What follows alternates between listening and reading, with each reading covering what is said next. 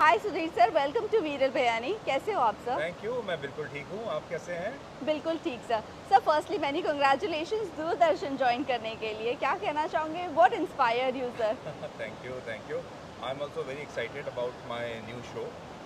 और देखिए, नया शो लाने में बहुत मेहनत लगती है और इस समय नए शो पे बहुत मेहनत हो रही है, जी। बहुत रिसर्च चल रहा है।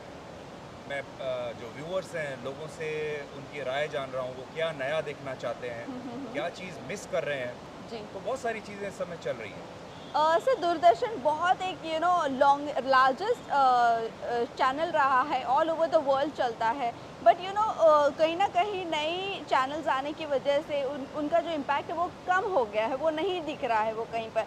क्या आपके आने से हम कुछ चेंजेस देख सकते हैं? वो पुराना दूरदर्शन देख सकते हैं फिर से एक बार? डेफिनेटली। देखिए, दूरदर्शन एक ज़माने में पूरे भारत का सबसे लोकप्रिय और फेवरेट चैनल हुआ करता यस। था। हम सब दूरदर्शन देखते हुए बड़े हुए हैं। करेक्ट। तो मुझे लगता है कि वो जो पुराना दौर था, जो गोल्डन पीरियड था, उसे वापस लाने की बहुत आवश्यकता है। और वो करेक्ट। कोई बहुत ज़्यादा मुश्किल काम नहीं है। जी। वो बहुत आसानी से हो सकता है। हमें बस अपने दर्शकों की नब्ज़ पकड़नी है।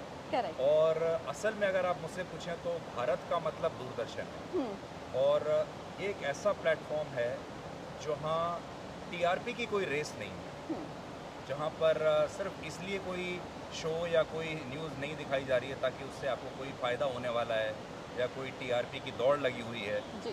तो जो सारी खबरें भारत के लिए अच्छी हैं, जो भारत के लोगों को देखनी चाहिए, ऐसी खबरें, अगर ऐसी पत्रकारिता आप करना चाहते हो तो ये सबसे अच्छा प्लेटफॉर्म है। आप यहाँ पर क्या अलग करने वाले हो सर? क्योंकि हम देखते हैं यहाँ पर छोटी से छोटी खबरें, बड़ी से बड़ी खबरें देखने मिलती है। आप क्या अलग लेकर आने वाले हो? बड़ा मुश्किल सवाल है।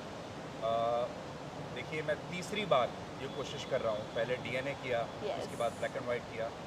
अब तीसरी बार भी लोगों का उतना ही प्यार मिले तो ये एक बहुत बड़ी चुनौती है। जी। अब मैं आपको इस समय अपना जो रेसिपी है वो तो नहीं बता सकता, पर मैं ये ज़रूर कह सकता हूँ कि इस शो में ये एक पारिवारिक शो होगा, जी। फैमिली शो होगा। ओके। और मैं ये चाहता हूँ कि एक ऐसा न्यूज़ का शो होना चाहिए रात में 9 बजे जो पूरा परिवार जी। बैठ के देख सके, जिसमें आपके दादा दादी भी हैं, आपके माता पिता भी हैं, जिसमें बच्चे भी हैं, जी। छोटे बच्चे भी हैं, युवा भी हैं, और उनमें उनके सबके कुछ ना कुछ काम की उसमें खबर होनी चाहिए और उनकी आसान भाषा में होनी चाहिए। करेक्ट। एक्सप्लेनर्स होने चाहिए। आजकल देखिए कितने सारे मुश्किल विषय हैं हम्म। जो लोगों को समझ में नहीं आते हैं। करेक्ट। उन विषयों को डिकोड करने की ज़रूरत है। तो अगर आप मुझसे पूछें तो मैं ये सारी खबरों को डिकोड करूँ ओके। बहुत आसान भाषा में, सरल भाषा में, ताकि हमारे अगर दूर दराज गाँव में एक व्यक्ति ऐसा बैठा हुआ है जो कि पढ़ लिख भी नहीं सकता, जी। और वो भी अगर ट्रम्प टैरिफ के बारे में जानना चाहता है, तो हम उसे अपने उस दर्शक के लिए डिकोड करेंगे। आखिरी के साथ दो सवाल जानना चाहूँगी। पहला सवाल तो ये रहेगा कि दूरदर्शन ज्वाइन करने का मकसद क्या था? अरे यार, ये तो ये- शो के बारे में ज़्यादा पूछो। सर अभी जो मैंने सवाल की थी उसका जवाब बता दोगे प्लीज़, कि डीडी ज्वाइन करने का मकसद क्या था? सबसे बड़ा मकसद ये है कि अब मैं लोगों की पत्रकारिता करना चाहता हूँ, ओके। लोगों के लिए काम करना चाहता हूँ। लोगों ने, इस देश के दर्शकों ने, इस देश के समाज ने मुझे इतना सब कुछ दिया, यहाँ तक पहुँचाया। अब मुझे ऐसा लगता है कि ये मेरी बारी है, ये मेरा समय है उन्हें वापस देने का। और अगर मैं लोगों के लिए कुछ करना चाहता हूँ और इस टीआरपी की रेस में दौड़ना नहीं चाहता हूँ अंधा होकर, तो ये सबसे अच्छा प्लेटफॉर्म है जी। जो कि देश सेवा भी कर सकता है, लोगों के लिए सही खबरें भी दे सकता है। और इसके ऊपर एक जो बाज़ारवाद आ गया है जर्नलिज्म में और मीडिया में, ये एक ऐसा चैनल है जिसके ऊपर बाज़ारवाद हावी नहीं। हम्म।